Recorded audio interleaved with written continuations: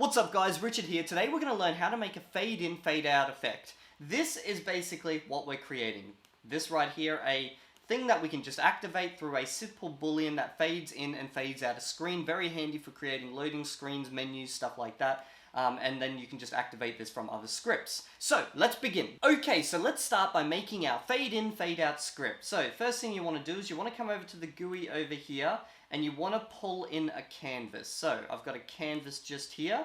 And now under the canvas, you're going to need a control. So the canvas will represent the screen on which it draws and the control will be the image that we'll use. So for the control, that means you need to set the type and we're going to set this to image. Excellent, and you notice it's very small up in the top corner, so we're just going to change that anchor and stretching, and I'm going to make this nice and big. There we go, it covers the whole screen right now, and that's pretty much all we need to do to configure the screen itself. So now we go and make the script. So I'm going to make a script down here under source game, and go new script, and I'm going to call this the fade in script, or the fade script. Let's call it fade script, because it's going to do fading in and fading out. Okay, so I'm just going to wait for this to compile. Now that that's compiled, I could just double click on this, but I prefer to actually work from inside the directory where the scripts are made, or inside the solution directory. That way I can see all scripts. So I'm just going to open up my learning UI one. Okay, so now I'm inside here. The first thing we're going to do is we're going to get rid of some stuff. So we don't need these things up here. And by the way, you might be wondering, why do I want to work within the solution? Because I really didn't clarify that just then.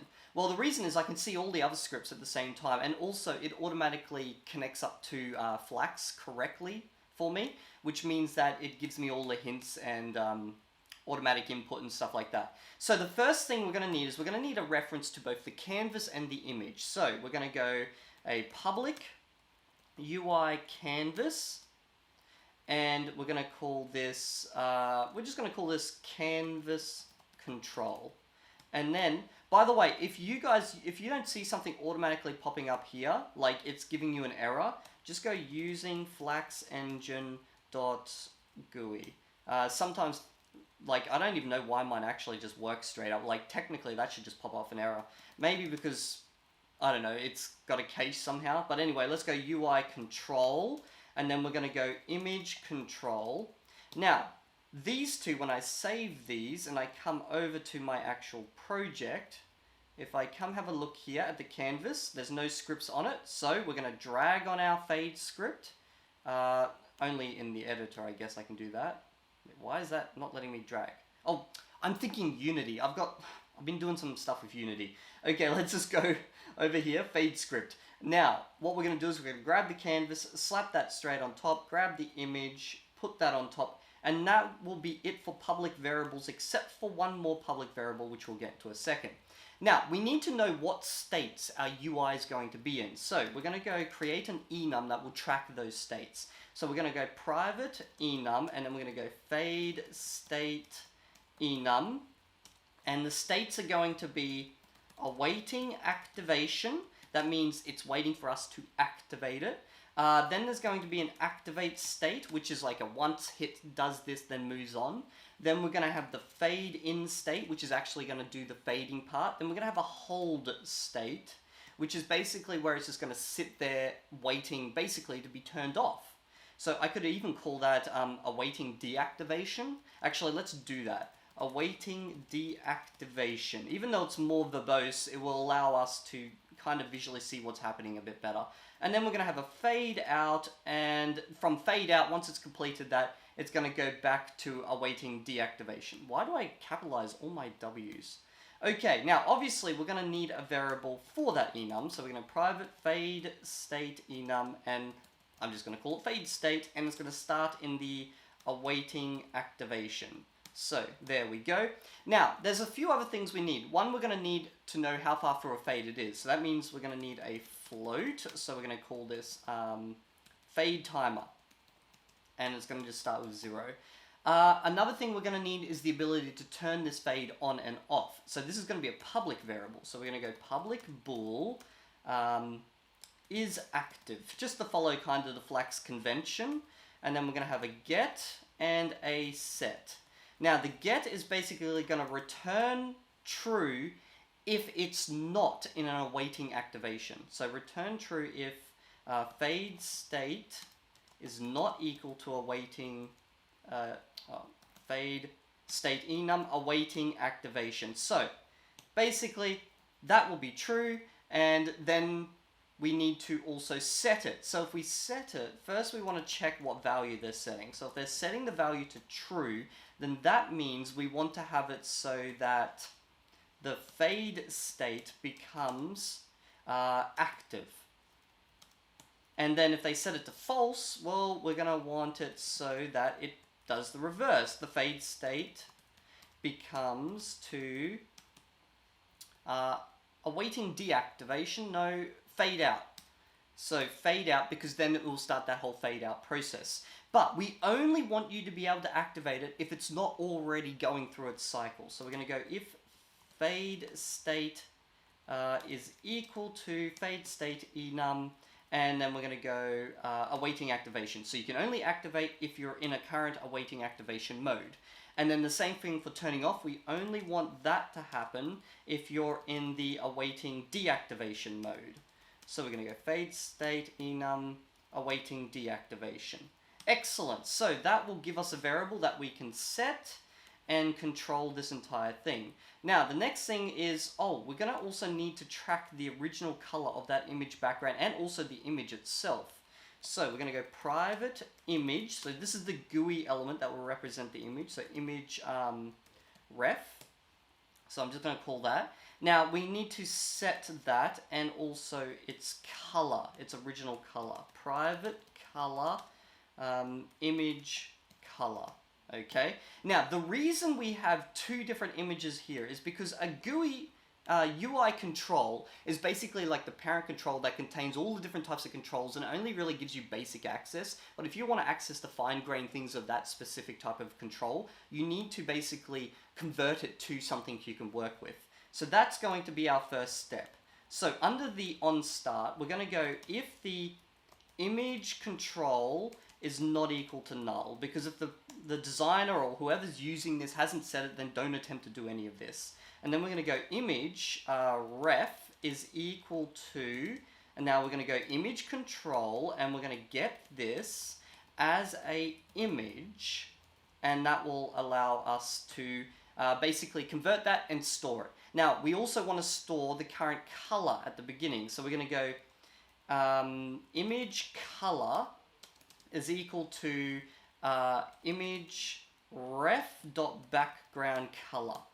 Okay, now I'm going to write a function which will basically now set the alpha value of that background color based on whatever this fade timer is right here. I'm going to call this set background color fade. Okay, and I'm just going to go create this function now. So let's just go boom and create this and go down to here, and we're going to go then. First, we're going to create a temporary color. So we're going to go color temp is equal to the image ref, the original. We want to go the fade color. So we're going to go to the original fade color. What did I call that? I called it image color. So we're going to go image color, and then we're going to set the temp alpha to be whatever the fade timer is at that specific moment. And then we're going to set the actual image ref's background color to be the fade timer. What am I doing? I've already set the alpha value there, and that, oh my god, I'm making a massive doo-doo here. And we're going to set that to the temp, sorry.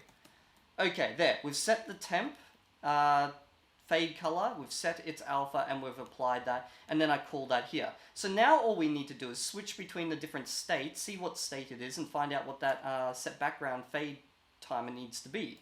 So we're going to go switch the fade state. Oh wait, I hate when I do that. I'm going to go switch, hit tab, fade state, hit tab, and there we go. We've got all our different possibilities. Now, when it's an awaiting activation, nothing's going to happen here. You guys can put whatever you want under there, but that's kind of just like a null state at the moment. Now, under activation though, we want to set the fade timer to 0, just in case for whatever reason it hasn't been done.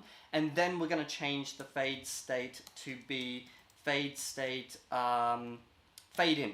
Now, once we start fading in, we're going to actually have to start iterating on that fade timer until we hit a value of 1, which would be an alpha of 1. So we're basically going to go fade timer plus equal to time dot delta time. Excellent. Now, if this goes above 1, that means we've completed our transition. You guys can like make modifications if you want that transition to be longer. I'm just giving you guys the basic overview of how to write this. Okay, so now this goes above 1. Well, the first thing you want to do is make sure it's not actually above 1, because you don't want an alpha of above 1. That will create issues. And then we're just going to go, we've done that. We're going to change state. So we're going to go fade state is now just going to be awaiting deactivation, because it's now completed its fade. And now, since we've done all of that just there, under awaiting, you know what? I'm going to have outside here, I don't know why I just did that. Under the actual switch itself, I'm going to set the background fade. So that means it's going to check whatever the fade timer is and just set that under there. You could have that under specific states occurring. That way you're not wasting a little bit of like resources, but just for now, I'm just going to keep that there. Make my code nice and simple. Okay, in awaiting deactivation, nothing's going to happen here. It's just going to wait. And then once you go into the fade out, we're going to have the same thing as fading in, except it's going to go in reverse, because we now want to decrease that alpha value. So instead, we're going to go take the timer, and if we're going to go smaller than 0, then set your value to 0, and then we're going to go change to awaiting activation, because it means you've completed your fade. And that, my friends, should be all that we need for this to actually work. Let me try this. So I wrote that all in one go. That means there's probably going to be some type of bug. So let's find out what happens. Okay, compiling scripts. Great, script is compiled. I'm going to go into game view, the back, and I'm just going to activate it. So, and nothing, my friends, is happening. Probably because I made a mistake somewhere. So, can I turn that on and off? I can't turn that on and off. Okay, let's go back to the editor. Let's go select the canvas and see if it's, or the image. Does it have a background color currently? Let's have a look. Background color. Oh, background color was actually transparent. So let's set that. Go, press play. Okay, so that was automatically activated, as you just saw. So if I go to the canvas and I try deactivate this, yes, deactivates, activates, deactivates. I might try to change that background color as well. So let's just go down to the background color and let's just have it as red. Something nice and bright so we can see it in effect. Now if we go run, okay, so that automatically activated it again. Let me just put that in the off state. So I'm just going to stop this. Let's see what the default state was. I'm just going to turn that off for now. Turn off. No, I can't. Okay, so let's have a look what I've done here. So the problem is right now I've got these 2 checks in here. So if I just temporarily remove these checks and we go do a run of the code. So let's go try this out right now. So then I press play. Yeah, see, I'm able to make this work now. It's basically those 2 checks that I was putting in place. So for these, I was basically just trying to make it so that I wouldn't actually accidentally activate it when it shouldn't be activated. But realistically, it doesn't matter. Because if I remove these, well, I've already removed them. But if I'm like, if I press, let's just go through this. If I go, yeah, I can't unactivate it anyway. So that it's not a problem. So you don't actually even need to really worry about those 2 checks. Just delete that from your code.